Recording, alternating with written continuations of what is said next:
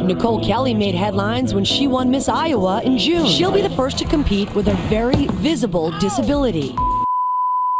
I'm here today because I think that we have the power to start changing what stereotypes are. The simple fact of the matter is stereotypes aren't going away.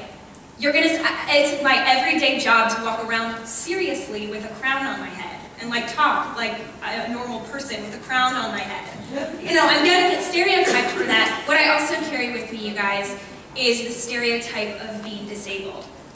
It's been a part of me since the moment I was born. I was born with just one hand. It's all that I've ever known.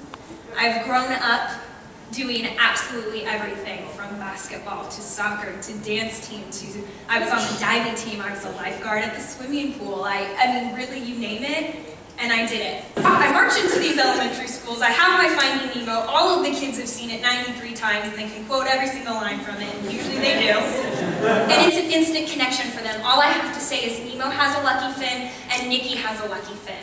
And just like that, they understand exactly where I'm coming from. And I always encourage questions of any kind, because for me, questions are what break those barriers, questions are what break the stereotype, and I'm constantly encouraging those questions to be a part of conversation. I mean, my favorite one is always, I'll have given my whole big speech, and then somebody will raise their hand and be like, Miss Iowa, what happened to your hand? It's gone. You know, it's like, you missed it, kid. But usually my response to that actually is, I don't know, what do you think happened to it?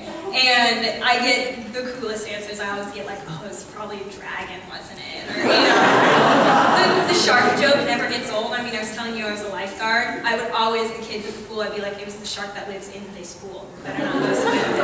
Right? But my point in that is that these kids, when I open it up to questions, always have usually very good questions. And they start from being very concrete, very objective questions, and they move into simply affirming the fact that they've understood what I've said. So they'll go from, Nikki, how do you do your hair? Miss Iowa, how do you do your nails? Into raising their hand and saying, Miss Iowa, I have a cousin who has a really big scar on his knee, and so it's totally okay to be different.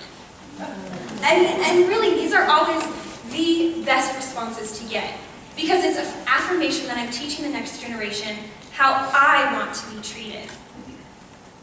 Not with pity, not with difference, but with the understanding that my difference is just like your difference. And if we all have those differences, then that makes us the same. It truly is that simple.